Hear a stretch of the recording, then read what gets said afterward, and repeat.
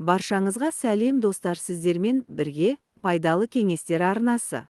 Құрметті оқырман, алдымен арнамызға жазылып, қоңырауша батырмасын басып қоюларыңызды сұраймын. Тамақ ауруы күтпеген жерден басталып, тамағыңыз қызарып шыға келеді. Кешке жақсы болып жұмыстан келесіз. Таңертең даусыңыз өзгеріп, тамағыңыз қыши бастайды. Бұл вирустың қашан және қалай жұққанын аңғармай да қаламыз. Балабақшаға, мектепке баратын балаларды да вирус айналып өтпейді. Олардың да ауырғанын қаламаймыз, қорғағымыз келеді. Сондықтан да бұл жайсыздықтың алдын алу үшін дәрі ішіп, ине салдыруға асығудың қажеті жоқ. Тек үй жағдайында мына әдісті қолданып көріңіз. Өзіңізге де, кішкентайларға да керемет көмектеседі. Тұз су.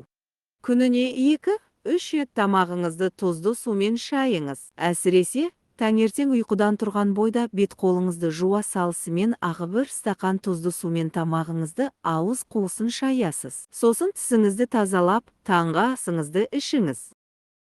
Йод қосылған су 1 стақан, жылы суға тамшы йод тамызып, жақсылап араластырыңыз. Дайын болған емдік сусынмен тамағыңызды шайыңыз. Емді күніне бірнеше рет қайталасаңыз, суық тию қаупін азайтады және созылмалы респираторлық аурулардың өршуін жеңілдетеді.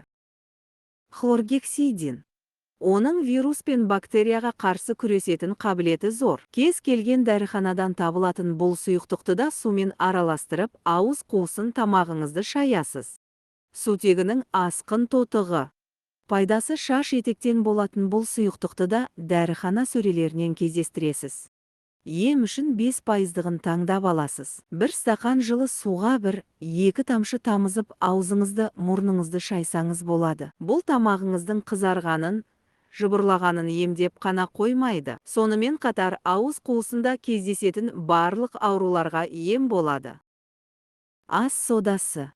Татымы жағымсыз болғанымен емдік қасиеті күшті. 1 стақан жылы суға 1 шай қасық ас содасын араластырып, аузыңызды, тамағыңызды шайыңыз. Емді күніне 2-3 рет қайталасаңыз, керемет нәтижесін 1 күнде-ақ байқайсыз. Бұл әдістің қайсысын жасасаңыз да ем болатынына сеніңіз. Сіздерге пайдалы болды деген ойдамын. Ем болсын, ауырмаңыздар достар. Келесі видеоға дейін аман сау болыңыздар.